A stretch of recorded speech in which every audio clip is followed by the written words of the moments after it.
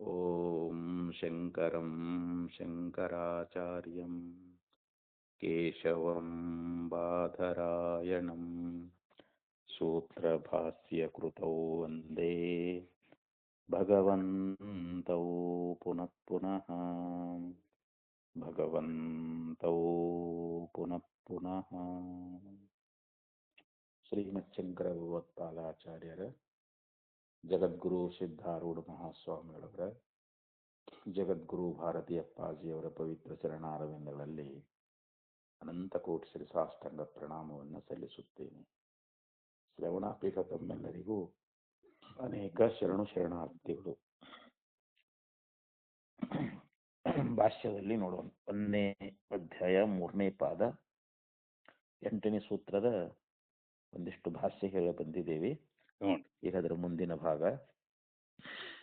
ಏವಂ ಚ ಯಹ ಆತ್ಮ ವಿವದಿಶಯ ಪ್ರಕರಣಸ್ಯ ಉತ್ಥಾನಂ ಉಪಪನ್ನಂ ಭವಿಷ್ಯತಿ ಅಂತ. ಏವಂ ಚ ಅಂದ್ರೆ ಮತ್ತು ಇಹ ಆತ್ಮ ವಿವಿದಿಶಯ, ಆತ್ಮವನ್ನ ಅರಿಬೇಕು, ಆತ್ಮನ ತಿಳ್ಕೊಳ್ಬೇಕು ಅನ್ನುವಂತ ಒಂದು ಪ್ರಕರಣಸ್ಯ ಅಂತ. ಯಾಕಂದ್ರೆ ಆತ್ಮನನ್ನ ಅರಿತಾಗಲೇ ನಮಗ ಮುಕ್ತಿ ಅನ್ನುವಂತಹದ್ದಾಗ್ತದೆ. ನಾವು ಮುಕ್ತಿಯನ್ನ ಪಡಿಬೇಕು ಅಂತಂದ್ರೆ ನಮ್ಮ ಆತ್ಮಸ್ವರೂಪವನ್ನ ನಾವು ಗುರುಗಳಿಂದ, ಶಾಸ್ತ್ರದಿಂದ, ಸ್ವಾನುಭವದಿಂದ ಯಥಾರ್ಥವಾಗಿ ಅದನ್ನ ನಾವು ತಿಳ್ಕೊಳ್ಬೇಕ್ರಿ. ಇಲ್ಲಿ ಪ್ರಕರಣ ಏನು ಬಂದದ ಅಂತಂದ್ರೆ ಆತ್ಮ ವಿವಿಧಿಶಯ, ಆತ್ಮವನ್ನ ತಿಳಿಬೇಕನ್ನುವಂತ ಒಂದು ಜಿಜ್ಞಾಸೆ ಅನ್ನುವಂತಹದ್ದು ಮೂಡಿರುವುದರಿಂದ ಆ ಇಚ್ಛಾ ಅನ್ನುವಂತಹದ್ದು ಇಲ್ಲಿ ಮೋಕ್ಷಿಗೆ ಉಂಟಾಗಿದೆ. ಇವಾಗ ಪ್ರಕರಣಸ್ಯ ಉತ್ಥಾನಂ ಉಪಪನ್ನಂ ಭವಿಷ್ಯತಿ, ಈ ಪ್ರಕರಣವನ್ನ ತೆಗೆದುಕೊಂಡಿದ್ದು ಇದು ಉಪಪನ್ನಂ ಭವತಿ ಭವಿಷ್ಯತಿ ಅಂತ.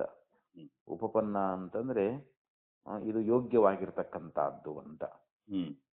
ಈ ಪ್ರಕರಣವನ್ನ ಯಾಕಂದ್ರೆ ಆತ್ಮವನ್ನ ತಿಳ್ಕೊಳ್ಬೇಕು ಅನ್ನುವಂತ ಒಂದು ಇಚ್ಛಾ ಮೂಲಕವಾಗಿ ಈ ಪ್ರಕರಣವನ್ನ ತೆಗೆದುಕೊಂಡಿರ್ತಕ್ಕಂಥದ್ದಿಲ್ಲಿ ಇದು ಯೋಗ್ಯವೇ ಅದ, ಇದು ಹೊಂದುಗಡೆ ಆಗ್ತೈತಿ ಅಂತ. ಪ್ರಾಣ ಏವ ಇಹ ಆತ್ಮ ವಿವಕ್ಷಿತಃ ಇತ್ಯೇತದಪಿ ನ ಉಪಪದ್ಯತೆ. ಪೂರ್ವ ಪಕ್ಷಿ ಏನ್ ಹೇಳಿದ್ದ ಅಂತಂದ್ರ ಇಲ್ಲಿ ಪ್ರಾಣವನ್ನೇ ಆತ್ಮ ಅಂತ ವಿವಕ್ಷಿತ ಮಾಡಿದ್ದಾರೆ ಅಂತ. ಇಲ್ಲಿ ಏನು ವಿವಕ್ಷಿತವಾಗಿದೆ ಅಂತಂದ್ರೆ ಪ್ರಾಣವೇ ಆತ್ಮ. ಶ್ರುತಿಯು ಕೂಡ ಹೇಳ್ಕೊಂಡು ಬಂದದ ಅಂತ ಹೇಳಿ ಅವನು ಶ್ರುತಿ ಪ್ರಮಾಣವನ್ನ ಕೊಟ್ಟು ಇಲ್ಲಿ ಪ್ರಾಣವೇ ಆತ್ಮ ಅಂತೇಳಿ ವಿವಕ್ಷಿತವಾಗಿದೆ ಅಂತೇನು ಹೇಳಿದ್ನಲ್ಲ, ಇದು ನ ಉಪಪದ್ಯತೆ, ಇದು ಹೊಂದುವುದಿಲ್ಲ ಅಂತ ಹೇಳ್ತಾರೆ. ಯಾಕಿಲ್ಲಿ ಪ್ರಾಣವೇ ಆತ್ಮ ಆಗಂಗಿಲ್ಲ. ಯಾಕೆ? ಪ್ರಾಣ ಜಡವಾಗಿರ್ತಕ್ಕಂಥದ್ದು ಮತ್ತು ಆತ್ಮನಿಂದಲೇ ಪ್ರಾಣ ಉತ್ಪತ್ತಿಯಾಗಿ ಅದ ಅಂದ ಬಳಕ ಇಲ್ಲಿ ಪ್ರಾಣವೇ ಆತ್ಮ ಹೇಗಾಗ್ತದ? ನಹಿ ಪ್ರಾಣಸ್ಯ ಮುಖ್ಯ ವೃತ್ತಿಯ ಆತ್ಮತ್ವಮಸ್ತಿ. ಇಲ್ಲಿ ಮುಖ್ಯ ವೃತ್ತಿಯಿಂದ ಪ್ರಾಣನಿಗೆ ಆತ್ಮ ಅಂತ ಹೇಳಕ್ ಆಗ್ತದೇನು ಅಂತಂದ್ರೆ ಇಲ್ಲ ಅಂತ ಹೇಳ್ತಾರೆ. ನಾವು ಮುಖ್ಯ ವೃತ್ತಿಯಿಂದ ಮುಖ್ಯವಾಗಿ ಇಲ್ಲಿ ಪ್ರಾಣಕ್ಕಿಂತಲೂ ಆತ್ಮ ಬೇರೆ ಅದಾನ. ಯಾಕಂದ್ರೆ ಅವನು ಚೈತನ್ಯ ಸ್ವರೂಪದಾನ, ಎಲ್ಲವನ್ನ ಅರಿಯುವವನಾಗಿದ್ದಾನ. ಆತ್ಮ ಅವನು ಈ ದೇಹ, ಇಂದ್ರಿಯ, ಅಂತಃಕರಣ, ಪ್ರಾಣಾದಿಗಳಿಗೆ ಪ್ರತ್ಯೇಕವಾಗಿದ್ದುಕೊಂಡು ಇವುಗಳಿಗೆ ಸಾಕ್ಷಿಯಾಗಿದ್ದುಕೊಂಡು ಅವನು ಇವೆಲ್ಲವನ್ನ ಅರಿಯುವವನೇ ಆಗಿದ್ದಾನೆ ಹೊರತು ಅವನು ಅರಿಸಿಕೊಳ್ಳುವವನು ಅಲ್ಲ. ಯಾಕ? ಅವನನ್ನ ಅರಿಯುವಂತ ವಸ್ತು ಮತ್ತೊಂದಿಲ್ಲ ಅಂತ. ಆದ್ರಿಂದ ಇಲ್ಲಿ ಮುಖ್ಯವಾಗಿ ಪ್ರಾಣನಿಗೆ ಆತ್ಮ ಅಂತ ಹೇಳಕ್ ಆಗ್ತದೇನು ಅಂತಂದ್ರೆ ಹೇಳಿಕ್ ಆಗೋದಿಲ್ಲ ಅಂತ ಹೇಳ್ತಾ ಇದ್ದಾರೆ. ಮುಖ್ಯ ವೃತ್ತಿಯಿಂದ ಪ್ರಾಣನಿಗೆ ಆತ್ಮತ್ವವನ್ನು ಹೇಳಲಿಕ್ಕೆ ಆಗೋದಿಲ್ಲ. ನಚ ಅನ್ನತ್ರ ಪರಮಾತ್ಮ ಜ್ಞಾನಾತ್ ಶೋಕ ನಿವೃತ್ತಿರಸ್ತಿ. ಇಲ್ಲಿ ಅನ್ಯತ್ರ ಪರಮಾತ್ಮ ಜ್ಞಾನಾತ್, ಅನ್ಯತ್ರ ಅಂದ್ರೆ ಬೇರೆ ಕಡೆ ಅಂತ. ಇಲ್ಲಿ ಪರಮಾತ್ಮ ಜ್ಞಾನಾತ್ ಶೋಕ ನಿವೃತ್ತಿರಸ್ತಿ ಇದು ನಚ ಅಂತ, ನಚ ನಿವೃತ್ತಿರಸ್ತಿ ಅಂತ. ಪರಮಾತ್ಮ ಜ್ಞಾನದಿಂದಲೇ ಶೋಕ ನಿವೃತ್ತಿ ಆಗ್ತೈತೆ ಹೊರತು ಆ ಪರಮಾತ್ಮ ಜ್ಞಾನವನ್ನು ಬಿಟ್ಟು ಪರಮಾತ್ಮ ಜ್ಞಾನಾತ್ ಅನ್ಯತ್ತ ಅಂತ. ಆ ಪರಮಾತ್ಮ ಜ್ಞಾನವಿಲ್ಲದೆ ಶೋಕ ನಿವೃತ್ತಿ ಎನ್ನುವಂತಹದ್ದು ಆಗೋದಿಲ್ಲ ಅಂತ. ಶೋಕ ನಿವೃತ್ತಿ ಆಗ್ಬೇಕಂದ್ರೆ ನಾವೇನ್ ಮಾಡ್ಬೇಕ್ರಿ? ಪರಮಾತ್ಮನ ಜ್ಞಾನವನ್ನೇ ಮಾಡ್ಕೋಬೇಕು ಅಂತ. ಆ ಪರಮಾತ್ಮ ಜ್ಞಾನವನ್ನು ಬಿಟ್ಟು ಮತ್ತೊಂದು ಏನಾದ್ರೂ ಸಾಧನದಿಂದ ನಮ್ಮ ಶೋಕವನ್ನು ಕಳ್ಕೊಳ್ತೀವಿ ಅಂತಂದ್ರೆ ಇದು ಸಾಧ್ಯ ಇಲ್ಲ ಅಂತ ಹೇಳ್ತಾ ಇದ್ದಾರೆ. ಅದಕ್ಕೆ ಪರಮಾತ್ಮ ಜ್ಞಾನಾತ್ ಅನ್ಯತ್ರ ಶೋಕ ನಿವೃತ್ತಿ ನಚ ಅಸ್ತಿ ಅಂತ. ಪರಮಾತ್ಮ ಜ್ಞಾನವನ್ನು ಬಿಟ್ಟು ಬೇರೆ ಯಾವ್ದಾದ್ರೂ ಒಂದು ಸಾಧನ ಮಾಡಿ ನಮ್ಮ ದುಃಖಗಳನ್ನ ಕಳ್ಕೊಳ್ಳೋಣ ಅಂತಂದ್ರೆ ಅದು ಆಗುವುದಿಲ್ಲ ಅಂತ ಹೇಳ್ತಾರೆ. ಹಾಗೂ ತಾತ್ಕಾಲಿಕ ಮುಂದೂಡ್ಬೋದು ನಾವು. ನಮಗೆ ಬರ್ತಕ್ಕಂತ ದುಃಖಗಳನ್ನ ಯಾವುದೋ ದೇವತಾ ಉಪಾಸನೆಯನ್ನ ಮಾಡಿ ಆಗ ಬರುವಂತ ಕಷ್ಟಗಳನ್ನ ಮತ್ತದನ್ನು ಮುಂದಕ್ಕೆ ಹಾಕೋಬಹುದು. ಆದ್ರೆ ಅದನ್ನ ಅನುಭವಿಸಬೇಕದನ್ನು. ಯಾಕಂದ್ರೆ ಅವಶ್ಯಂ ಅನುಭೋಕ್ತಂ ಕೃತಂ ಕರ್ಮ ಶುಭಾಶುಭಂ ಅಂತ ಹೇಳ್ತಾರ. ನಾವು ಮಾಡಿರ್ತಕ್ಕಂತ ಕರ್ಮಗಳೇನದಾವು ಅದು ಅವಶ್ಯವಾಗಿ ಫಲ ಕೊಟ್ಟೇ ಹೋಗ್ತೈತೆ. ಅದು ಫಲ ಕೊಡ್ಲಾರ್ದೆ ಹೋಗುದಿಲ್ಲ. ಅದು ನಾವು ಮಾಡಿದ್ದನ್ನ ಅನುಭವಿಸಬೇಕು. ಕಲ್ಪ ಕೋಟಿ ಶತೈರಪಿ ಅಂತ. ಅದು 100 ಕೋಟಿ ಕಲ್ಪಗಳು ಗತಿಸಿದ್ರು ಕೂಡ ನಾವು ಮಾಡಿರ್ತಕ್ಕಂತ ಪುಣ್ಯ ಪಾಪದ ಫಲ ಅದನ್ನ ಉಂಡ ತೀರಿಸ್ಬೇಕು ಅಂತ ಹೇಳಿದ್ರು. ಮತ್ತೆ ಹೆಂಗ್ರಿ ನಾಶ ಆಗುದಿಲ್ಲೇನೋ ಅಂತಂದ್ರೆ ಜ್ಞಾನದಿಂದ ಮಾತ್ರ ನಾಶ ಆಗ್ತದ ಅದು. ಯಾಕಂದ್ರೆ ನಾವು ಮಾಡಿದ ಕರ್ಮ ಅಳಿಬೇಕು ಅಂತಂದ್ರೆ ಅದಕ್ಕ ಜ್ಞಾನವೇ ಸಾಧನ.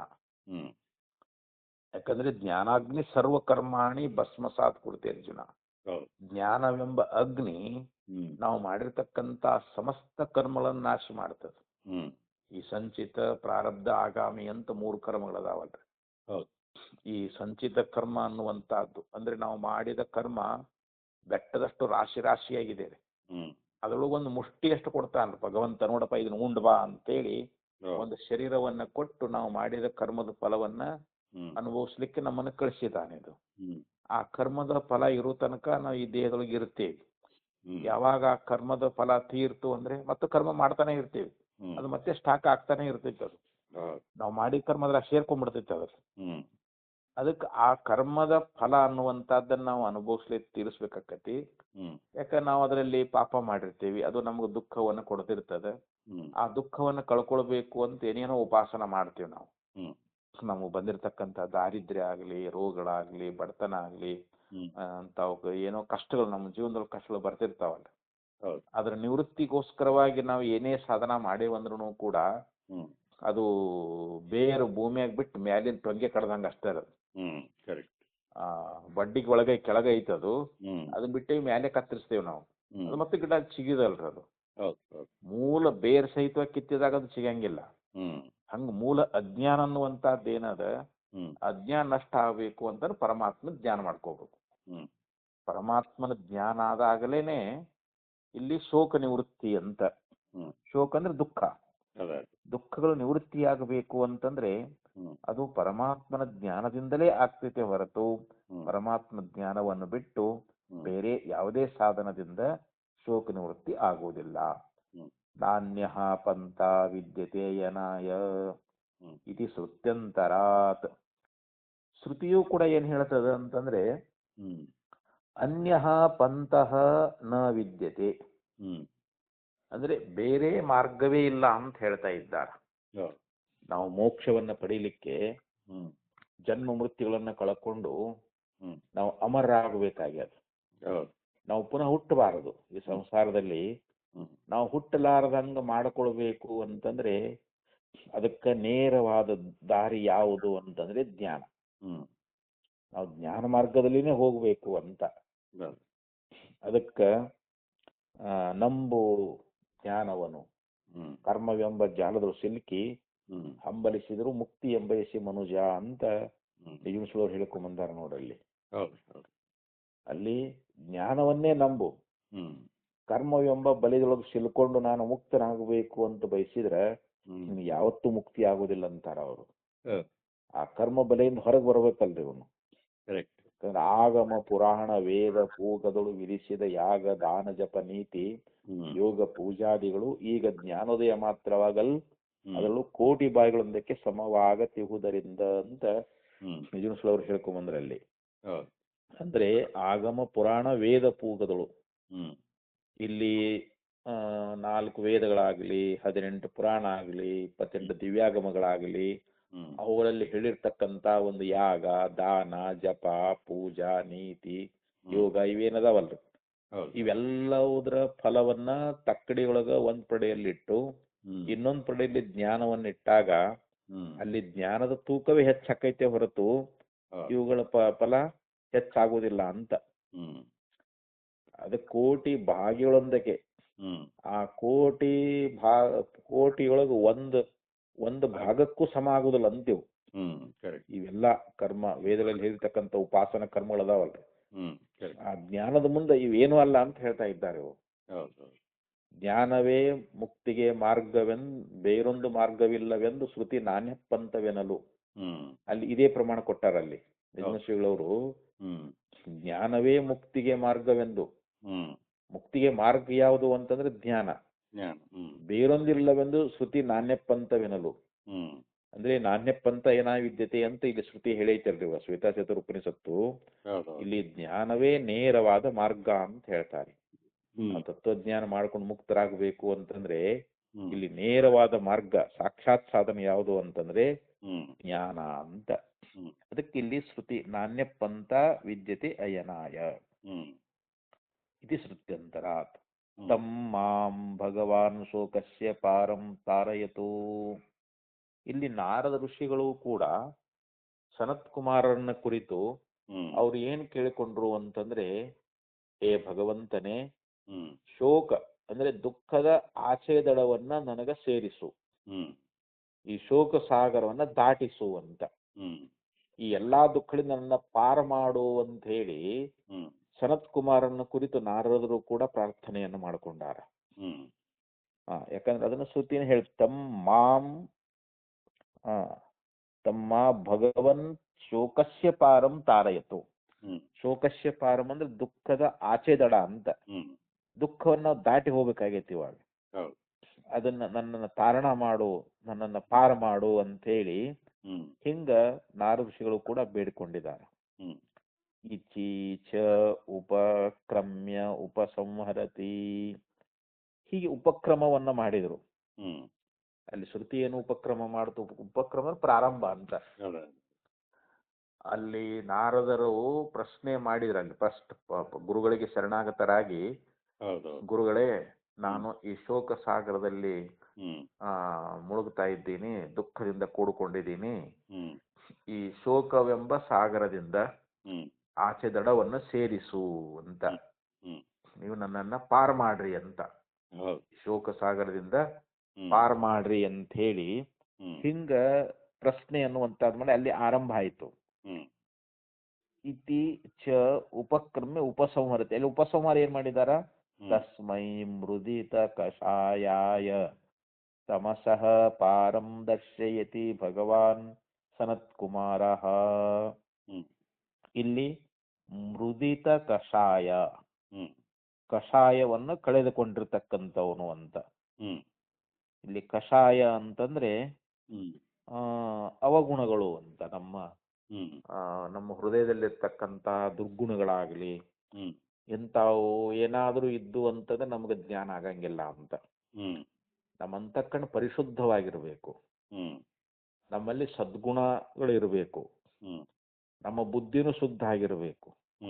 ಅದಕ್ಕೆ ಮುನ್ನವೇ ಭಕ್ತಿ ಕ್ರಿಯಂ ನೆರೆ ಪರಿಶುದ್ಧವಾದ ಬುದ್ಧಿಯನ್ನುಳ್ಳ ಸಮುನ್ನತ ಸದ್ಗುಣ ಗಣ ಸಂಪನ್ನರ್ಗೆ ನಿಜ ಸ್ವರೂಪ ಮಿದರೋಳು ಸಾಧ್ಯಂ ಅಂತ ಹೇಳ್ತಾ ಇದ್ದಾರೆ. ಅಲ್ಲಿ ಮುನ್ನವೇ ನಾವು ಗುರುಗಳಿಗೆ ಶರಣಾಗತರಾಗ್ತೇವಲ್ರಿ, ಗುರುಗಳ ಹತ್ರ ಹೋಗೋದ್ಕಿಂತ ಮೊದಲ ಅಂತ ನಾವು ಈ ಜಿಜ್ಞಾಸ ಮಾಡ್ಬೇಕಾಗೈತಿ. ಇವಾಗ ಆತ್ಮ ಜಿಜ್ಞಾಸ, ಆತ್ಮಜ್ಞಾನ ಮಾಡ್ಕೋಬೇಕಾಗ್ಯದ. ಆತ್ಮಜ್ಞಾನ ಮಾಡ್ಕೊಳ್ಬೇಕಾದ್ರೆ ಪೂರ್ವ ತಯಾರಿ ಹೇಳ್ತಾರ ಅವರು. ಮೊದಲು ಏನ್ ತಯಾರಿ ಮಾಡ್ಕೊಂಡಿರ್ಬೇಕು? ಯಾಕ ಹೊಲದಾಗ ಬೀಜ ಹಾಕ್ಬೇಕಾದ್ರ ಮೊದಲು ಏನ್ ಮಾಡ್ತಾರೆ, ಅಲ್ಲೆಲ್ಲಾ ಕಸ ಬೆಳೆದಿರ್ತೈತಿ, ಕಂಟಿ ಬೆಳೆದಿರ್ತೈತಿ, ಕರಿಕಿ ಬೆಳೆದಿರ್ತದ, ಮತ್ತ ಅದನ್ನೆಲ್ಲಾ ನೀಗ್ಲಾ ಸ್ವಚ್ಛ ಮಾಡ್ತಾರಿಲ್ರಲ್ಲ. ಆ ಕಂಟಿ ಎಲ್ಲ ಅದು JCB ಹಚ್ಚಿ ಎಲ್ಲ ಕಂಟಿ ಬೆಳೆದಿದ್ದನ್ನ ಎಲ್ಲ ತೆಗೆದು ಒಗಿತಾರ. ಮತ್ತೆ ಕರಿಕಿ ಬೆಳೆದಿತ್ತಂದ್ರೆ ನೇಗಿಲ ಹೊಡೆದು ಅದು ಕರಿಕಿ ತೆಗಿತಾರ. ಅಲ್ಲಿ ಕಸ ಗಿಸ ಎಲ್ಲ ಮಾಡಿ ನೇಗಿಲ ಹೊಡೆದು ಹರಿಗಿ ಎಲ್ಲ ಪೂರ್ವ ತಯಾರಿ ಮಾಡ್ಕೊಂಡು ಬಳಕ ಮಳೆ ಬಂದ್ಮೇಲೆ ಭೂಮಿ ಹಸಿ ಆಯ್ತು ಅಂದ್ರೆ ಅದಕ್ಕೆ ಬೀಜ ಹಾಕ್ತಾರ. ಅವಾಗ ಫಲವತ್ತಾದ ಬೆಳೆ ಬರ್ತದ. ಹಂಗ ನಮಗೆ ಜ್ಞಾನ ಆಗಬೇಕು ಅಂತಂದ್ರೆ ನಮ್ಮ ಹೃದಯದಲ್ಲಿರ್ತಕ್ಕಂಥ ಎಲ್ಲಾ ದೋಷಗಳು ಹೋಗ್ಬೇಕಂತ. ಹೃದಯದೊಳಗ ಮನದೋಷ ಅದ, ವಿಕ್ಷೇಪ ದೋಷ ಅದ. ಮನದೋಷ ಅಂದ್ರೆ ಪಾಪ ದೋಷ ಅಂತ, ವಿಕ್ಷೇಪ ಅಂತಂದ್ರೆ ಮನಸ್ಸಿನ ಚಾಂಚಲ್ಯತೆ. ನಮ್ಮಲ್ಲಿ ಪಾಪ ಮತ್ತು ಮನಸ್ಸಿನ ಚಾಂಚಲ್ಯತೆ ಇತ್ತು ಅಂದ್ರೆ ನಾವು ಶ್ರವಣ ಮಾಡಿದ್ರು ಕೂಡ ನಮಗ ಆತ್ಮ ಸಾಕ್ಷಾತ್ಕಾರ ಆಗಂಗಿಲ್ಲ. ನಮಗ ಆತ್ಮ ಸಾಕ್ಷಾತ್ಕಾರ ಆಗ್ಬೇಕು ಅಂತಂದ್ರೆ ನಮ್ಮ ಅಂತಃಕರಣವನ್ನು ಪರಿಶುದ್ಧ ಮಾಡ್ಕೊಳ್ಬೇಕು ಅಂತ ಹೇಳ್ತಾ ಇದ್ದಾರೆ. ನಮ್ಮ ಮನಸ್ಸು ಪ್ರಶಾಂತವಾಗಿರಬೇಕು ಮತ್ತು ನಮ್ಮಲ್ಲಿ ಶಮದಮಾದಿ ಸದ್ಗುಣ ಭರಿತರಾಗಬೇಕಂತಾರ. ಶಮ ಅಂದ್ರೆ ಮನೋನಿಗ್ರಹ ಮಾಡಿರ್ಬೇಕು, ದಮ ಅಂದ್ರೆ ಇಂದ್ರಿಯ ನಿಗ್ರಹ ಮಾಡಿರ್ಬೇಕು. ಯಾಕೆ ಇಂದ್ರಿಯಗಳ ವಿಷಯಗಳಲ್ಲಿ ಹೋಗ್ತಿರ್ತಾವಲ್ರಿ, ಆ ಶಮದಮಾದಿ ಸಾಧನೆಗಳಿಂದ ನಾವು ಕೂಡ್ಕೊಂಡಿರ್ಬೇಕು ಅಂತ. ಆದ್ರಿಂದ ಇಲ್ಲಿ ಅದಕ್ಕೆ ಅವ್ರು ಏನ್ ಹೇಳಿದ್ರು ಅಂತಂದ್ರೆ ಮೃದಿತ ಕಷಾಯ ಅಂತ ಹೇಳಿದ್ರಲ್ಲಿ.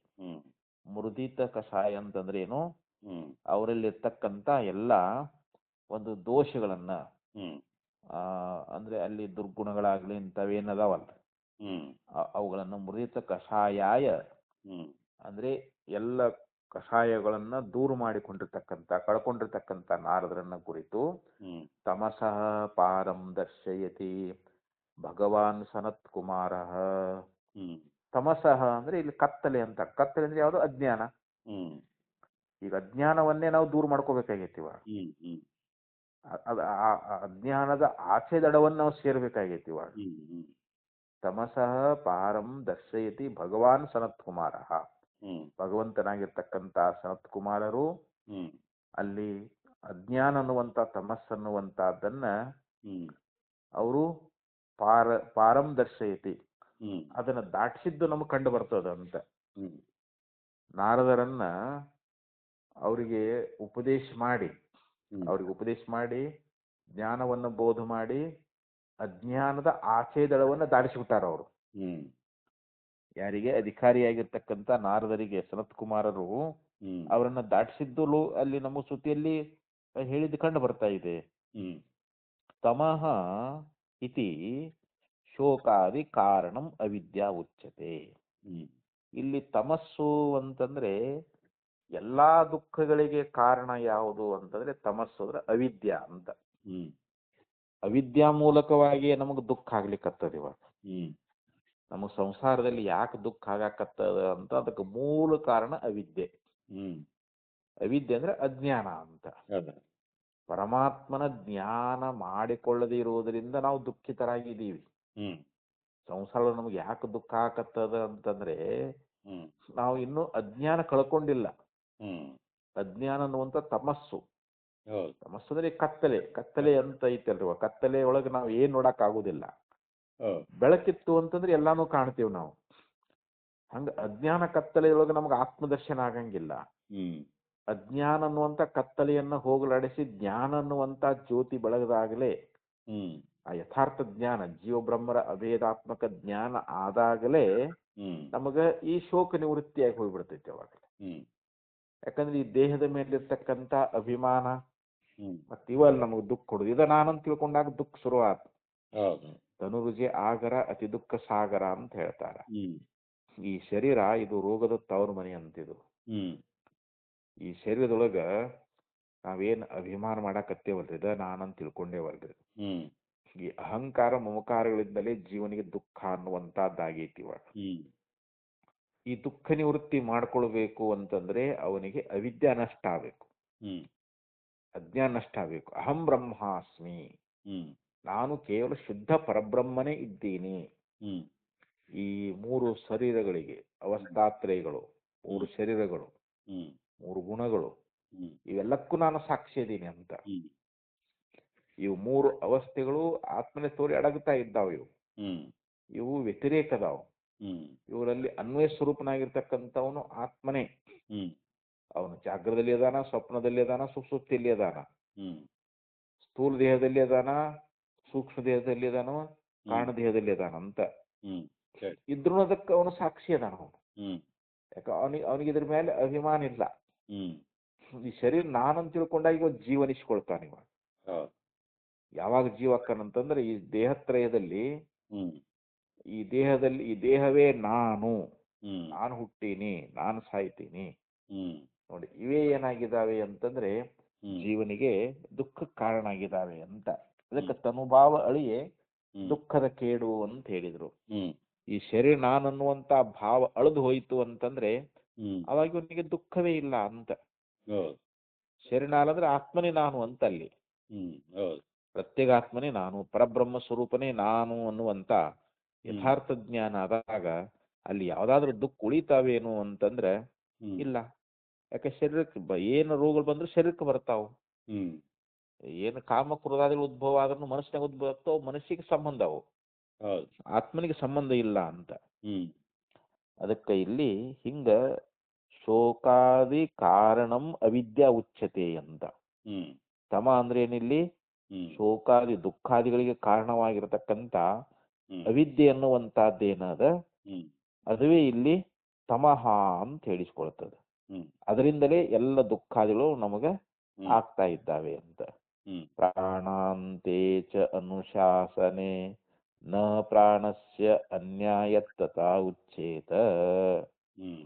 ಈಗ ಅಲ್ಲಿ ಪ್ರಾಣದ ಒಂದು ವಿಚಾರವನ್ನ ಹೇಳ್ಕೊಂಡು ಬಂದ್ರಲ್ರಿ.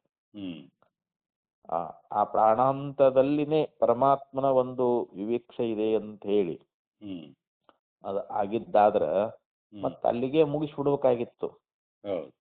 ಯಾಕಂದ್ರೆ ಮತ್ತ ಮುಂದ ಅವ್ರು ಏನ್ ಮಾಡ್ಯಾರ, ಆ ಪ್ರಾಣನ ಆದ ಬಳಿಕ ಮತ್ತ ಮುಂದೆ ಉಪದೇಶ ಪ್ರಾರಂಭ ಮಾಡಿದಾರ ಅವ್ರು. ಆ ಉಪದೇಶ ಅನ್ನುವಂತಹದ್ದು ಅಲ್ಲಿ ಪ್ರಾಣನೊಳಗನ ಅಲ್ಲಿಗೆ ಮುಗಿದು ಹೋಯ್ತಪ್ಪ, ಅಲ್ಲಿಗೆ ಕೊನೆ ಆಯ್ತು ಅಂತ ಆಗಿದ್ರ ಅವಾಗ ಅಲ್ಲಿ ಪ್ರಾಣನು ಮತ್ತೊಬ್ಬನ ಅಧೀನದೊಳಗ ಅದಾನ ಅಂತ ಅಲ್ಲಿ ಶ್ರುತಿ ಹೇಳ್ತಾ ಇದ್ದಿಲ್ಲ. ಶ್ರುತಿ ಏನ್ ಹೇಳ್ತದ, ಪ್ರಾಣ ಒಬ್ಬನ ಆಧೀನದೊಳಗ ಅದಾನ. ಪ್ರಾಣ ತನ್ನ ಕ್ರಿಯೆಯನ್ನು ಮಾಡಬೇಕಾಗಿತ್ತು ಅಂತಂದ್ರೆ ಅವನು ಪರಮಾತ್ಮನ ಅಧೀನದಲ್ಲಿದ್ದುಕೊಂಡ ತನ್ನ ಪ್ರಾಣ ಕ್ರಿಯೆಯನ್ನು ಮಾಡ್ತಾ ಇದ್ದಾನ ಅಂತ. ಈಗ ಪ್ರಾಣ ತನ್ನ ಕ್ರಿಯೆ ಮಾಡ್ಬೇಕಾದ್ರೆ ಅದಕ್ಕೆ ಆತ್ಮನ ಸತ್ತ ಅದಲ್ಲಿ, ಆತ್ಮನ ಶಕ್ತಿ ಪಡ್ಕೊಂಡ ಅವನು ಮಾಡ್ತಾನ ಪ್ರಾಣ ಅಲ್ಲಿ. ಈಗ ಆತ್ಮ ತನ್ನ ಶಕ್ತಿ ತಗೊಂಡ್ಬಿಟ್ಟ ಅಂದ್ರೆ ಪ್ರಾಣ ಜಡ ಹಾಗೆ ಹೋಗ್ಬಿಡ್ತೈತೆ, ಅವಾಗ ಜಡ ಏನು ಕೆಲಸ ಮಾಡಂಗಿಲ್ಲ ಅಂತ ಅಲ್ಲಿ. ಅದಕ್ಕ ಇಲ್ಲಿ ಇದು ಉಪದೇಶ ಅನ್ನುವಂತಹದ್ದು ಅಲ್ಲಿ ಪ್ರಾಣವೇ ಆತ್ಮ ಅದೇ ಆಗಿದ್ರ, ಒಂದು ಪ್ರಾಣವೇ ಆತ್ಮ ಆಗಿದ್ರ ಅಲ್ಲಿ ಉಪದೇಶ ಕೊನೆಯಾಗಿ ಹೋಗ್ಬಿಡ್ತಿತ್ತು ಅಲ್ಲಿಗೆ.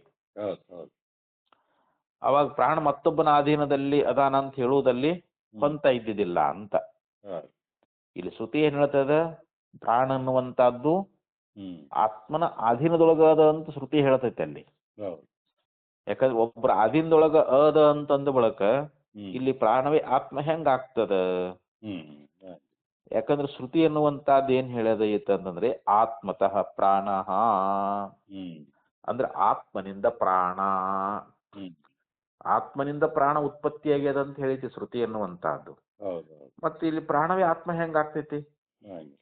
ಆತ್ಮನಿಂದ ಪ್ರಾಣ ಅಂದ ಬಳಕ ಮತ್ತ ಆತ್ಮನಿಕ್ಕಿಂತಲೂ ಭಿನ್ನ, ಪ್ರಾಣಕ್ಕಿಂತಲೂ ಭಿನ್ನವಾಗಿ ಒಂದು ಆತ್ಮ ಐತಿ ಅಂದಂಗ ಆಯ್ತಲ್ರಿ ಇವಾಗ. ಆದ್ರಿಂದ ಶ್ರುತಿ ಏನ್ ಹೇಳಿದ್ರು, ಆತ್ಮತಃ ಪ್ರಾಣ ಇತಿ ಚ ಬ್ರಾಹ್ಮಣಂ.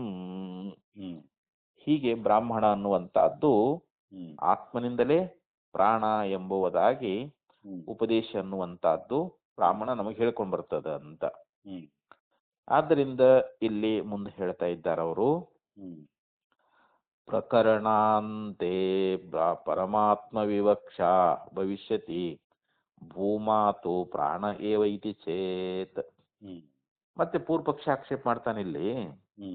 ಅದು ಪ್ರಕರಣದ ಕೊನೆಯೊಳಗ ಪರಮಾತ್ಮನ ವಿವಕ್ಷೆ ಐತಿ ಅಂತ ಹೇಳೋನು. ಪ್ರಕರಣದ ಕೊನೆಯೊಳಗ ಅಲ್ಲಿ ಪರಮಾತ್ಮನ ಒಂದು ವಿವಕ್ಷತೆ ಅನ್ನುವಂತಹದ್ದು ಅದ. ಅಲ್ಲಿ ಪರಮಾತ್ಮನ ಪ್ರಕರಣ ಅದಂತ ಅವಾಗ ಹೇಳೋನು ಅಲ್ಲಿ ಕೊನೆಗೆ. ಪ್ರಕರಣದ ಕೊನೆಯೊಳಗ ಇಲ್ಲಿ ಪರಮಾತ್ಮನ್ನೇ ಕುರಿತು ಉಪದೇಶ ಮಾಡ್ತೀವಿ ಅಂತ ಅಲ್ಲಿ ಹೇಳೋನು. ಆದ್ರೆ ಇಲ್ಲಿ ಭೂಮಾ ಮಾತ್ರ ಪ್ರಾಣವೇ ಅಂತ. ಭೂಮಾತು ಪ್ರಾಣಯವ ಇತಿ ಚೇತ್. ಇಲ್ಲಿ ಪ್ರಾಣವೇ ಭೂಮಾ ಆಗ್ತದಂತ ಹೇಳಿದ್ರೆ ಏನ್ ತಪ್ಪಾಕೈತಿ ಅಂತ ನಾವು.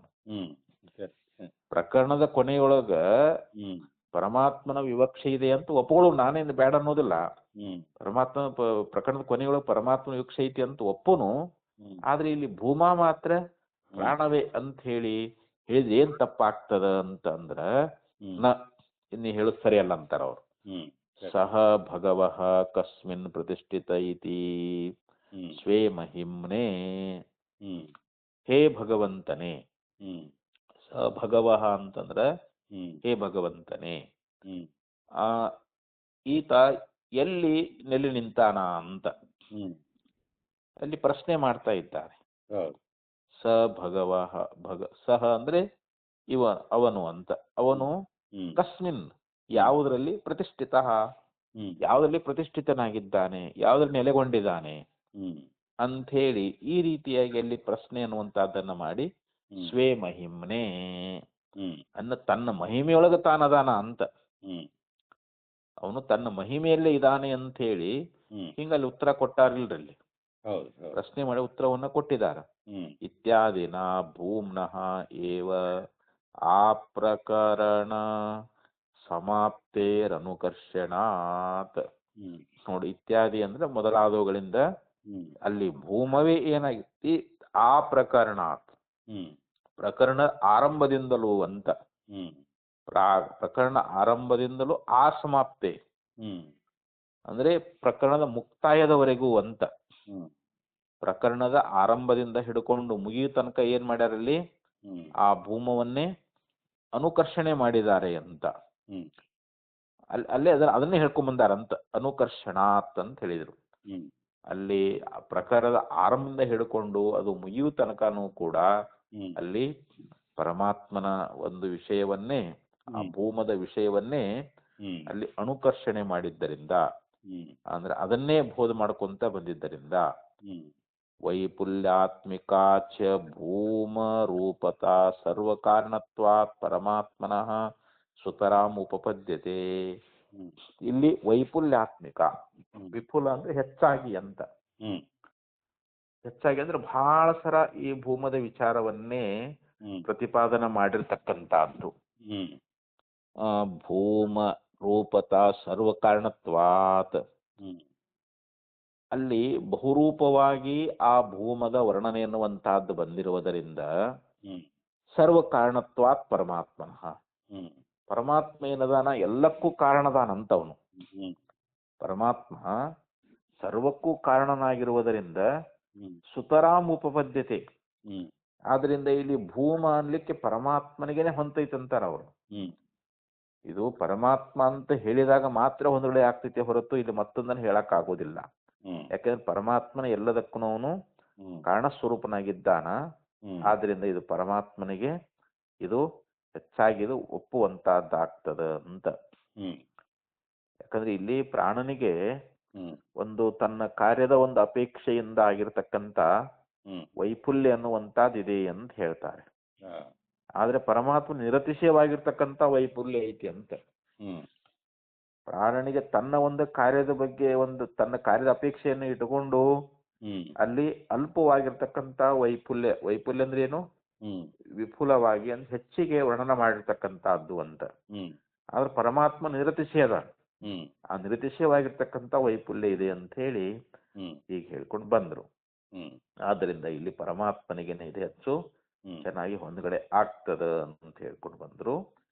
ಇನ್ನ ಧರ್ಮೋಪಪತ್ತೇಶ್ಚ, ಈ ಭೂಮದ ಧರ್ಮಗಳು ಅಂತೇನದಾವಲ್ರಿ, ಇವು ಕೂಡ ಪರಮಾತ್ಮನಿಗೇನೆ ಹೊಂದುಗಡೆ ಆಗ್ತವೆ ಅಂತೇಳಿ ಮುಂದಿನ ಭಾಷ್ಯದಲ್ಲಿ ಆಚಾರ್ಯ ತಿಳಿಸ್ತಾ ಇದ್ದಾರೆ.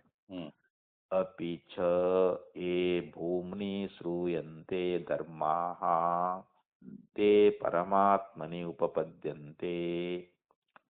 ಇಲ್ಲಿ ಭೂಮನಲ್ಲಿ ಹೇಳಿರ್ತಕ್ಕಂಥ ಯಾವ ಧರ್ಮಗಳದಾವಲ್ಲ ಅವು ಪರಮಾತ್ಮನಲ್ಲೇ ಹೊಂದುತ್ತಾ ಇದ್ದಾವೆ ಹೊರತು ಪರಮಾತ್ಮನ ಬಿಟ್ಟು ಬೇರೆ ಯಾವುದರಲ್ಲಿ ಹೊಂದೋದಿಲ್ಲ ಅಂತ.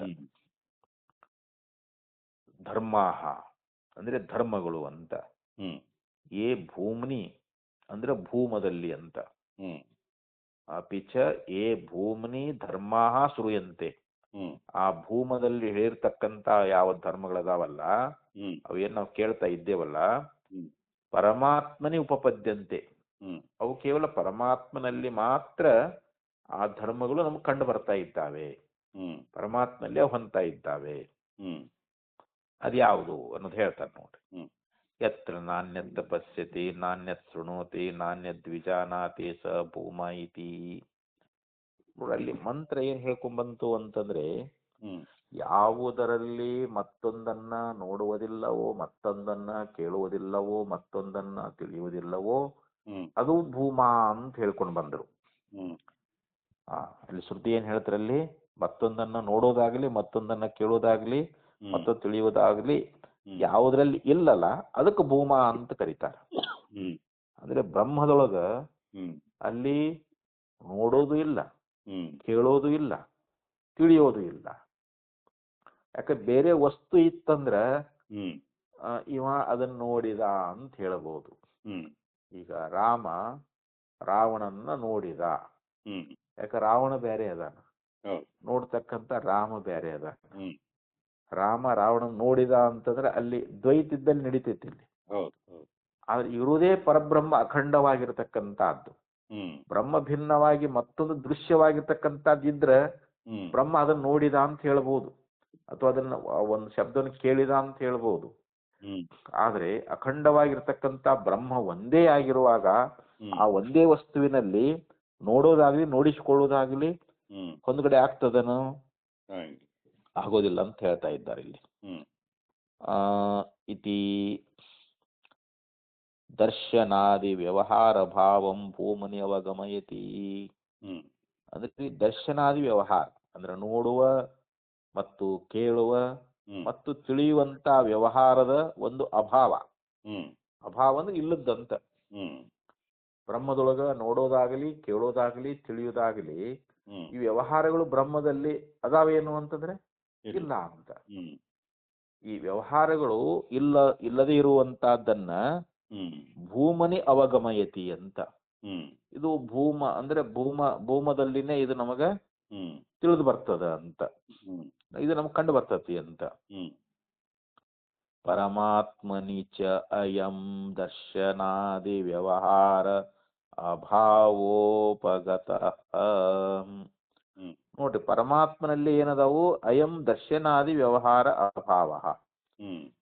ಈ ದರ್ಶನ ಅಂದ್ರೆ ನೋಡೋದು, ಆದಿ ಶಬ್ದದಿಂದ ಕೇಳೋದು ಮತ್ತು ತಿಳಿಯೋದು, ಇವನ್ನೆಲ್ಲ ಗ್ರಹಿಸ್ಬೇಕ್ರಿ ಇವಾಗ. ಈ ದರ್ಶನಾದಿ ವ್ಯವಹಾರಗಳ ಅಭಾವ ಅನ್ನುವಂತಹದ್ದು ಇದು ಪರಮಾತ್ಮನಲ್ಲಿಯೇ ನಮಗ್ ಕಂಡು ಬರ್ತದ. ಯಾಕ ಶ್ರುತಿ ಹೇಳ್ತದೆ, ಏನಂತ ಹೇಳ್ತದ? ಯತ್ರ ತ್ವಸ್ಯ ಸರ್ವಾತ್ಮೈವ ಅಭೂತ್ ತತ್ಕೇನ ಕಂಪಸ್ಯೇತ್ ಇತ್ಯಾದಿ ಶ್ರುತ್ಯಂತರಾತ್. ಇಲ್ಲಿ ಮತ್ತೊಂದು ಶ್ರುತಿಯಲ್ಲಿ ಮತ್ತೊಂದು ಯಾವುದು? ಬೃಹದಾರಣ್ಯಕ ಅಂತ. ಆ ಬೃಹದಾರಣ್ಯಕ ಶ್ರುತಿಯಲ್ಲಿ ಏನ್ ಹೇಳಿದ್ದಾರೆ ಅಂತಂದ್ರೆ, ಯತ್ರತು ಅಸ್ಯ ಸರ್ವ ಆತ್ಮೈವ ಅಭೂತ್, ಅಂದ್ರೆ ಇವನಿಗೆ ಎಲ್ಲವೂ ಆತ್ಮವೇ ಆಗಿದೆ ಅಂತ. ಈ ಯಾರಿಗೆ? ಪ್ರತ್ಯೇಗಾತ್ಮನಿಗೆ ಎಲ್ಲರಲ್ಲಿ ತನ್ನ ಆತ್ಮವೇ ಇದೆ ಅಂತ ಅಲ್ಲಿ. ಯಾಕ ಅಲ್ಲಿ ಭಿನ್ನ ಭಿನ್ನ ಆತ್ಮಗಳೇ ಇಲ್ಲ, ಇರುವುದು ಒಂದೇ ಆತ್ಮ, ಒಬ್ಬನೇ ಪರಮಾತ್ಮ ಎಲ್ಲಾ ಜೀವರಾಶಿಗಳಲ್ಲಿ ಇದ್ದಾನೆ, ಎಲ್ಲವೂ ತನ್ನ ಆತ್ಮವೇ ಅಂತ. ಮತ್ತ ಅಲ್ಲಿ ಯಾವುದರಿಂದ ಏನನ್ನು ನೋಡ್ತಾನ ಅವನು? ತತ್ ಕೇನ ಕಂಪಸ್ಸೇತ್ ಅಂತ ಆತ್ಮ ಕೇನ ಅಂದ್ರೆ ಯಾವುದರಿಂದ, ಕಂಪಸ್ಸೇತ್ ಏನ್ ನೋಡ್ತಾನ, ಯಾವುದರಿಂದ ಏನ್ ನೋಡ್ತಾನ? ಅಲ್ಲಿ ನೋಡುವಂತ ಕರ್ಣನೂ ಇಲ್ಲ, ನೋಡಿಸಿಕೊಳ್ಳಕ ದೃಶ್ಯ ವಸ್ತುನೂ ಇಲ್ಲ ಅಲ್ಲಿ. ಯಾಕೆ ಎಲ್ಲವೂ ತನ್ನ ಆತ್ಮವೇ ಆಗ್ಬಿಟ್ಟದ ಅಂತ. ಹಿಂಗ ಶ್ರುತಿ ಎನ್ನುವಂತಹದ್ದು ಬೃಹದಾರಣ್ಯಕ ಉಪನಿಷತ್ತಿನಲ್ಲಿ ಈ ಪ್ರಕಾರವಾಗಿ ಶ್ರುತ್ಯಂತರಾತ್ ಬೇರೆ ಶ್ರುತಿಯಲ್ಲಿ ಹೇಳಿರುವುದರಿಂದ ಯಹ ಅಪಿ ಅಸೌ ಸುಸುಪ್ತಾವಸ್ಥಾಯಾಂ ದರ್ಶನಾದಿ ವ್ಯವಹಾರ ಅಭಾವಃ ಉಕ್ತಃ ಸೋಪಿ ಆತ್ಮನ ಏವ ಅಸಂಗತ್ವ ವಿವಕ್ಷಯ ಉಕ್ತಃ ನ ಪ್ರಾಣಸ್ವಭಾವ ವಿವಕ್ಷಯ. ಇನ್ನ ಸುಸುಪ್ತಾವಸ್ಥಾಯ ಅಂದ್ರೆ ಗಾಢವಾದ ನಿದ್ರೆಯಲ್ಲಿ ಅಂತ. ಆ ಸುಸುಪ್ತಿ ಅವಸ್ಥೆಯೊಳಗ ಅಸೌ ಅಂದ್ರೆ ಇವನು ದರ್ಶನಾದಿ ವ್ಯವಹಾರ ಭಾವ ಉಕ್ತಃ, ಅಲ್ಲಿ ನಮಗ ನೋಡೋದು ಇಲ್ಲ. ನಮಗ ನಿದ್ದೆ ಹತ್ತಿರ್ತದ ಅಂತ ತಿಳ್ಕೊಡ್ರಿ ನೀವು. ನಿದ್ದೆ ಹತ್ತಿದಾಗ ಅಲ್ಲಿ ಏನಾದ್ರೂ ನೋಡೋದಾಗ್ಲಿ ಕೇಳೋದಾಗ್ಲಿ ತಿಳಿಯೋದಾಗ್ಲಿ ಗಾಢ ನಿದ್ರೊಳಗ ಅದನಲ್ಲಿ ಗಾಢ ನಿದ್ದೆ ಹತ್ತಿದಾಗ ಆ ಸುಷುಪ್ತಿ ಅವಸ್ಥೆಯೊಳಗ ಅಲ್ಲಿ ನೋಡುವ ಕೇಳುವ ಯಾವುದೇ ಒಂದು ವ್ಯವಹಾರ ಅನ್ನುವಂತಹದ್ದಿಲ್ಲ ಅಂತ, ದರ್ಶನಾದಿ ಯಾವುದೇ ವ್ಯವಹಾರ ಇಲ್ಲ ಅಂತ ಹೇಳಿ ಹಿಂಗ ಅಲ್ಲಿ ಉಪನಿಷತ್ನಲ್ಲಿ ಹೇಳ್ಕೊಂಡ್ ಬಂದತಿ. ಉಕ್ತ ಸೋಪಿ ಆತ್ಮನ ಏವ ಅಸಂಗತ್ವ ವಿವಕ್ಷಯ ಉಕ್ತ. ಅಲ್ಲಿ ಹೇಳಿರ್ತಕ್ಕಂಥದ್ದೇನಪ್ಪಾ ಅಂದ್ರೆ ಅಲ್ಲಿ ಆತ್ಮ ಅಸಂಗದಾನ ಅಂತ. ಆ ಗಾಢವಾದ ನಿದ್ರೆಯಲ್ಲಿ ಆತ್ಮ ಯಾವುದಕ್ಕೂ ಅಂಟಿಕೊಳ್ಳಾರ್ದಂಗದಾನ ಅವನು. ಅಸಂಗ ಅಂದ್ರೆ ಸಂಘ ಇಲ್ಲ ಅವನಿಗೆ, ಯಾವುದರ ಸಂಘ ಇಲ್ಲ, ಅಸಂಗನಾಗಿದ್ದಾನೆ ಅನ್ನುವಂತ ಆ ಒಂದು ವಿವಕ್ಷೆಯನ್ನ ಇಟ್ಟುಕೊಂಡೇ ಅಲ್ಲಿ ಹೇಳಿದ್ದಾರೆ ಅಂತ ಶ್ರುತಿ ಅನ್ನುವಂತಹದ್ದಲ್ಲಿ ಹೇಳ್ಕೊಂಡ್ ಬಂದದ ಅಂತ ಹೇಳಿದ್ರು ಅವರು. ದರ್ಶನಾದಿ ವ್ಯವಹಾರ ಅಭಾವ ಉಕ್ತ. ಅಲ್ಲಿ ನೋಡುವ ಕೇಳುವ ತಿಳಿಯುವ ಒಂದು ವ್ಯವಹಾರ ಅನ್ನುವಂತಹದ್ದಲ್ಲಿ ಅದರ ಅಭಾವ ಅಂದ್ರೆ ಅದು ಇಲ್ಲದಿರುವಿಕೆ ಅಂತ. ಆ ನೋಡುವ ಕೇಳುವ ತಿಳಿಯುವಂತ ಒಂದು ವ್ಯವಹಾರದ ಅಭಾವ ಅಂದ್ರೆ ಇಲ್ಲದಿರುವಿಕೆ ಅನ್ನುವಂಥದ್ದೇನು ಹೇಳಿತಲ್ಲ, ಸೋಪಿ ಆತ್ಮನ ಏವ ಅಸಂಗತ್ವ ವಿವಕ್ಷೆ ಉಕ್ತ. ಅಲ್ಲಿ ಆತ್ಮ ಅಸಂಗದಾನ ಅಂತ ತಿಳ್ಕೊಂಡ ಅದನ್ನ ಹೇಳುವುದಕ್ಕೋಸ್ಕರವಾಗಿನೇ ಹೇಳಿದ್ದಾರೆ ಹೊರತು ಅಲ್ಲಿ ಪ್ರಾಣನ ವಿಷಯ ಅಲ್ಲ ಅಂತ. ನ ಪ್ರಾಣ ಸ್ವಭಾವ ವಿವಕ್ಷೆಯ, ಆ ಪ್ರಾಣದ ಸ್ವಭಾವ, ಪ್ರಾಣನ ಯಾವ ಒಂದು ಸ್ವಭಾವದ ವಿವಕ್ಷೆಯನ್ನು ಇಟ್ಟುಕೊಂಡಲ್ಲಿ ಹೇಳಿಲ್ಲ ಅಂತ. ಅಂದ್ರೆ ಇದು ಅರ್ಥ ಆಯ್ತಲ್ರಿ ಇವಾಗ ಇದು. ಅಲ್ಲಿ ಪ್ರಾಣ ಸ್ವಭಾವನ್ನ ತಿಳಿಸ್ಬೇಕಂತ ಹೇಳಿ ಅದನ್ನ ಹೇಳಿಲ್ಲ. ಅದ್ ಏನ್ ಹೇಳ್ಯಾರ ಅಲ್ಲಿ ಆತ್ಮ ಅಸಂಗದಾನ ಅಂತೇಳಿ ತಿಳಿಸುವುದಕ್ಕೋಸ್ಕರವಾಗಿ ಅಲ್ಲಿ ಹೇಳಿದ್ದಾರೆ ಅಂತ. ಇಷ್ಟು ಟೋಟಲ್ ಅರ್ಥ ಆಕೈತ್ರಿ ಇವಾಗ ಅದು. ಇನ್ನ ಪರಮಾತ್ಮ ಪ್ರಕರಣಾತ್ ಯದಪಿ ತಸ್ಯಾಂ ಅವಸ್ಥಾಯಾಂ ಸುಖಂ ಉಕ್ತಂ. ಇನ್ನು ಅಲ್ಲಿ ಆ ಸುಸುಪ್ತಿ ಅವಸ್ಥೆಯೊಳಗ ಅಲ್ಲಿ ಸುಖವಾಗಿದ್ದೇನೆ ಅಂತ ಹೇಳಿ ಹಿಂಗಲ್ಲಿ ಸುಖದ ಒಂದು ವಿಚಾರವನ್ನು ಹೇಳಿದ್ರಲ್ರಲ್ಲಿ. ಇದು ಪರಮಾತ್ಮನ ಪ್ರಕರಣ ಅದಿದು. ಈ ಪ್ರಾರಂಭ ಆಗಿದ್ದ ಯಾವುದು ಪರಮಾತ್ಮನ ಪ್ರಕರಣ. ಯದಪಿ ತಸ್ಯಾಂ ಅವಸ್ಥಾಯಾಂ ಸುಖಂ ಮುಕ್ತಂ. ತಸ್ಯಾಂ ಅಂದ್ರೆ ಏನು? ಗಾಢ ನಿದ್ರೆ. ನಿದ್ರಾವಸ್ಥೆಯೊಳಗ ಯಾವ ಸುಖ ಅನ್ನುವಂತದ್ದನ್ನು ಹೇಳ್ಕೊಂಡ್ ಬಂದಿದ್ರಲ್ಲ, ತದಪಿ ಆತ್ಮನ ಏವ ಸುಖರೂಪನ್ ವಿವಕ್ಷೆಯ ಉಕ್ತಂ. ಅಲ್ಲಿ ಆತ್ಮ ಸುಖರೂಪನಿದ್ದಾನೆ ಎನ್ನುವಂತ ಈ ಒಂದು ವಿವಕ್ಷೆಯನ್ನ ಇಟ್ಟುಕೊಂಡು ಅಲ್ಲಿ ಹೇಳಿದ್ದಾರೆ ಅಂತ. ಆತ್ಮ ಕೇವಲ ಸುಖ ಸ್ವರೂಪನೇ ಅದಾನ ಅಂತ. ಅಲ್ಲಿ ಅವನಿಗೆ ನಿದ್ರೆ ಅನ್ನುವಂತಹದ್ದೇ ಏನು, ಆತ್ಮನಿಗೆ ಅಲ್ಲಿ ಅವನಲ್ಲಿ ದುಃಖ ಇಲ್ಲ ಅಂತ. ಯಾಕಂದ್ರೆ ಗಾಢವ ನಿದ್ರೆಯಲ್ಲಿ ಯಾರಿಗಾದ್ರು ದುಃಖ ಆಗೈತೇನ್ರಿ? ಪ್ರತಿಯೊಬ್ರು ಏನಂತಾರ, ಏನ ಸುಖವಾಗಿ ಮಲಗಿದ್ದೆ ಅಂತ. ಯಾಕಂದ್ರೆ ಅಲ್ಲಿ ಆತ್ಮ ಸುಖ ಸ್ವರೂಪನೇ ಅದಾನ ಅಂತ. ಅಲ್ಲಿ ಆ ಆತ್ಮನ ಸುಖ ಸ್ವರೂಪದ ವಿವಕ್ಷೆಯನ್ನೇ ಇಟ್ಟುಕೊಂಡು ಅಲ್ಲಿ ನಮಗೆ ಶ್ರುತಿ ಅನ್ನುವಂತಹದ್ದು ಬೋಧ ಮಾಡೈತಿ ಅಂತ. ಯತಃ ಆಹ ಏಷೋ ಅಸ್ಯ ಪರಮ ಆನಂದ ಏತಸ್ಯೈವ ಆನಂದಸ್ಯ ಅನ್ಯಾನಿ ಭೂತಾನಿ ಮಾತ್ರಾಮುಪಜೀವಂತಿ. ಇದಕ್ಕ ಬೃಹದಾರಣ್ಯಕ ಶ್ರುತಿ ಎನ್ನುವಂತಹದ್ದು ನಮಗ ಹೇಳ್ಕೊಂಡು ಬಂದದ ಅಂತ. ಈ ಆನಂದದ ಒಂದು ಇದನ್ನು ತಗೊಂಡ ಎಲ್ಲಾ ಭೂತಗಳು ಆನಂದ ಉಳ್ಳವುಗಳಾಗಿವೆ ಅಂತ. ಅಸ್ಯ ಪರಮ ಆನಂದ, ಅಸ್ಯ ಅಂದ್ರ ಈ ಪರಮಾತ್ಮನ ಒಂದು ಶ್ರೇಷ್ಠವಾದ ಆನಂದದಿಂದಲೇ ಯತಶಿವ ಅಭಿ ಆನಂದಸ್ಯ ಅನ್ಯಾನಿ ಭೂತಾನಿ ಮಾತ್ರ ಉಪಜೀವಂತಿ.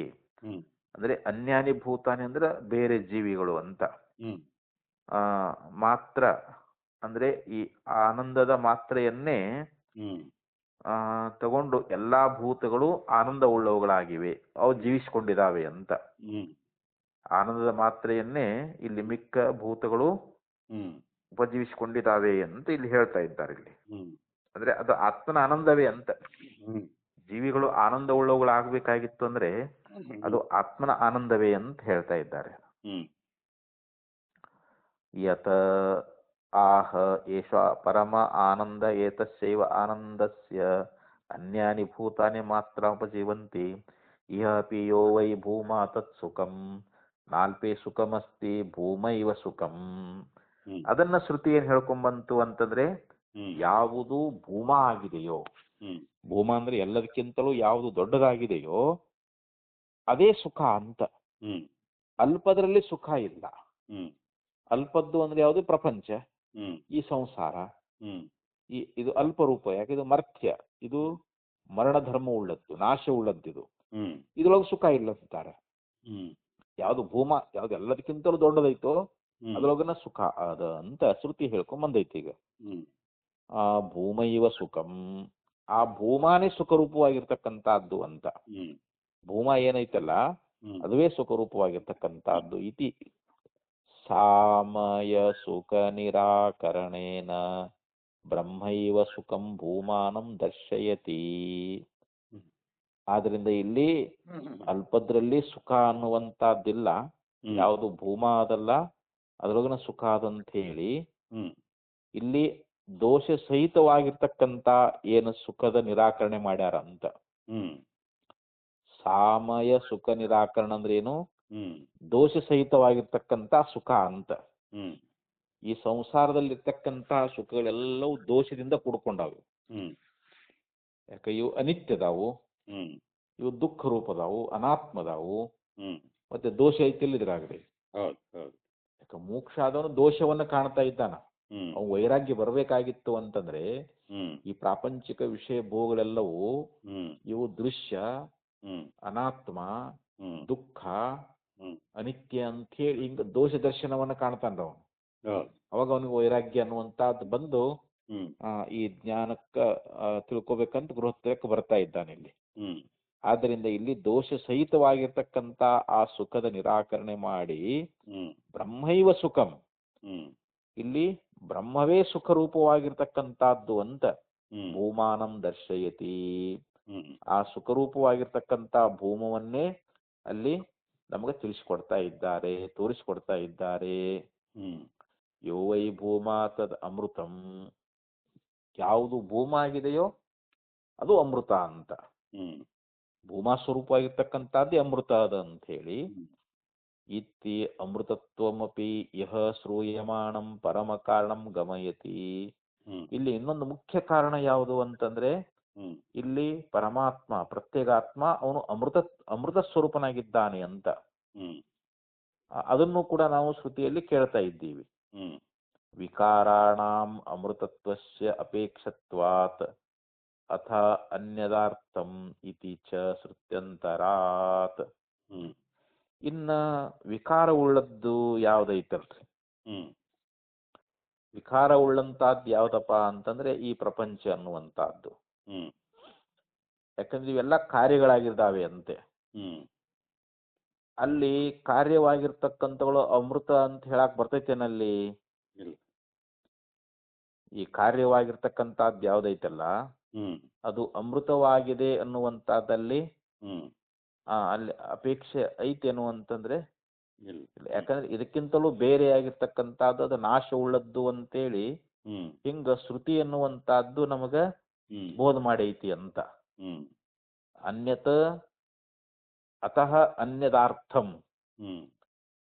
ಯಾವುದು ಬ್ರಹ್ಮಕ್ಕಿಂತಲೂ ಭಿನ್ನವಾಗಿ ಆತ್ಮಕ್ಕಿಂತಲೂ ಭಿನ್ನವಾಗಿರತಕ್ಕಂಥದ್ದು ಏನದ ಅದು ನಾಶ ಉಳ್ಳದ್ದು ಅಂತ. ಆದ್ದರಿಂದ ಇಲ್ಲಿ ನಿಜವಾದ ಅಮೃತತ್ವ ಎಲ್ಲಿದೆ ಅಂತಂದ್ರೆ ಆತ್ಮನಲ್ಲಿ ಇದೆ ಅಂತ. ಇವೆಲ್ಲ ಸಂಸಾರದಲ್ಲಿರ್ತಕ್ಕಂಥ ಇವೆಲ್ಲ ನಿಜವಾದ ಅಮೃತಗಳಲ್ಲಿವು. ಯಾಕೆ ಇವೆಲ್ಲ ಕಾರ್ಯಗಳಾಗಿದ್ದಾವೆ. ಕಾರ್ಯಗಳಾಗಿರುವುದರಿಂದ ಅವು ತಮ್ಮ ಕಾರ್ಯಗಳ ಅಪೇಕ್ಷೆಯಿಂದ ಅವು ಅಮೃತ ಅಂತ ಹೇಳ್ಕೊಂಬಂದಾರ ಅವ್ರು. ಆ ವಿಷಯಗಳಲ್ಲಿರ್ತಕ್ಕಂಥ ಅಮೃತತ್ವ ಅವು ತಮ್ಮ ಕಾರ್ಯಗಳ ಮೂಲಕವಾಗಿ ಅವು ಅಮೃತ ಅಂತ ಕರೆಸ್ಕೊಂಡ್ರು ಕೂಡ ನಿಜವಾದ ಅಮೃತ ಅಲ್ಲ. ಯಾಕೆಂದ್ರೆ ಬ್ರಹ್ಮ ಭಿನ್ನವಾಗಿರ್ತಕ್ಕಂಥದ್ದು ಎಲ್ಲವೂ ಅನಿತ್ಯ ಅಂತ ಹೇಳಿ ಹಿಂಗ ಶ್ರುತಿ ಅನ್ನುವಂತಹದ್ದೇ ನಮಗ ಹೇಳ್ಕೊಂಡ್ ಬಂದದ ಅಂತ. ಯಾಕಂದ್ರೆ ಯಾವುದು ಬ್ರಹ್ಮಕ್ಕಿಂತಲೂ ಬೇರೆಯಾಗೈತೋ ಅದು ನಾಶ ಉಳ್ಳದ್ದು ಅಂತೇಳಿ ಶ್ರುತಿ ಅನ್ನುವಂತಹದ್ದು ಹೇಳಿದ್ದರಿಂದ ಇತೀಚ ಶ್ರುತ್ಯಂತರ ತಥಾಚ ಸತ್ಯತ್ವಂ.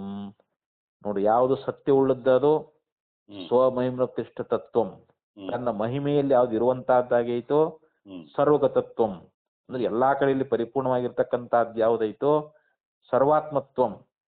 ನೋಡಿ, ಸರ್ವಾತ್ಮ ಎಲ್ಲರ ಆತ್ಮರೂಪವಾಗಿರ್ತಕ್ಕಂಥದ್ದು ಯಾವ್ದೈತೋ ಇತ್ತೀಚೆ ಏತೇ ಧರ್ಮಾಹ ಶ್ರೂಯಮಾಣಾಹ. ನೋಡಿ, ಎಲ್ಲ ಧರ್ಮಗಳು ಇವು ಪರಮಾತ್ಮನಲ್ಲೇ ಹೊಂತಾವೆ ಹೊರತು ಮತ್ತೊಂದರಲ್ಲೇ ಹೊಂದಂಗಿಲ್ಲ ಇವು. ಪರಮಾತ್ಮನಿ ಏ ಉಪದ್ಯಂತೆ ನ ಅನ್ಯತ್ರ ಅಂತ ಹೇಳಿದ್ರು ಅವರು. ಈ ಎಲ್ಲ ಇಲ್ಲಿವರೆಗೆ ಹೇಳಿದ್ರಲ್ರಿ ಇವು ಯಾವ ಧರ್ಮಗಳು ಅಂತಂದ್ರೆ ಇಲ್ಲಿ ಸತ್ಯತ್ವವಾಗಿರ್ತಕ್ಕಂಥ. ಯಾಕ ಬ್ರಹ್ಮ ಸತ್ಯ ಅದ, ಬ್ರಹ್ಮ ಬಿಟ್ಟು ಉಳಿದೆಲ್ಲ ಮಿಥ್ಯಾ ಅದ. ಆಮೇಲೆ ತನ್ನ ಮಹಿಮೆಯಲ್ಲೇ ತಾನು ಪ್ರತಿಷ್ಠಿತವಾಗಿರ್ತಕ್ಕ ಸ್ವಮಹಿಮನ ಪ್ರತಿಷ್ಠಿತತ್ವಂ ಅಂತ ಹೇಳಿದ್ರು ಅವರು. ತನ್ನ ಮಹಿಮೆಯಲ್ಲೇ ತಾನು ಪ್ರತಿಷ್ಠಿತವಾಗಿರ್ತಕ್ಕಂಥದ್ದು ಸರ್ವಗತತ್ವಂ. ಅದು ಎಲ್ಲಾ ಕಡೆಯಲ್ಲಿ ಹೋಗಿರ್ತಕ್ಕಂಥದ್ದು. ಹೋಗುದಂದ್ರೆ ಏನು, ವ್ಯಾಪಕ ಅಂತ, ಆಕಾಶದಂತೆ ಪರಿಪೂರ್ಣವಾಗಿರುವಿಕೆ ಎನ್ನುವಂತಹದ್ದು ಸರ್ವಾತ್ಮತ್ವಂ. ಅದು ಸರ್ವರ ಆತ್ಮರೂಪವಾಗಿರುವಂತ ಏನ್ ಧರ್ಮಗಳದಾವಲ್ಲ ಇವು, ಈ ಧರ್ಮಗಳು ಕೇವಲ ಪರಮಾತ್ಮನಲ್ಲೇ ಹೊಂತ ಇದ್ದ ಹೊರತು ಬೇರೆ ಕಡೆ ಹೊಂದುವುದಿಲ್ಲ. ತಸ್ಮಾತ್ ಭೂಮಾ ಪರಮಾತ್ಮ ಇತಿ ಸಿದ್ಧಂ. ಆದ್ರಿಂದ ಇಲ್ಲಿ ಪರಮಾತ್ಮನೇ ಇಲ್ಲಿ ಭೂಮಾ ಅಂತ ಹೇಳಬೇಕು. ಪರಮಾತ್ಮನೇ ಭೂಮಾ ಸ್ವರೂಪನಾಗಿದ್ದಾನೆ ಅಂತ ಹೇಳಿ ಈ ಪ್ರಕರಣ ಅನ್ನುವಂತಹದ್ದನ್ನ ಮುಗಿಸಿದ್ರು. ಇನ್ನು ಮುಂದೆ 3ನೇ ಪ್ರಕರಣ ಪ್ರಾರಂಭ ಆಗ್ತದ್ರಿ. ಇಲ್ಲಿ ಅಕ್ಷರ ಮಂಬರ ಅಂತ ಧೃತೇಹೇ ಅಂತ ಹೇಳಿ ಅಲ್ಲಿ 10ನೇ ಸೂತ್ರದಿಂದ ಅಲ್ಲಿ ಅಕ್ಷರಾಧಿಕರಣವನ್ನ ಪ್ರಾರಂಭ ಮಾಡ್ತಾ ಇದ್ದಾರ. ಇದನ್ನು ಮತ್ತೆ ನಾಳೆ ದಿವಸ ನೋಡೋಣ.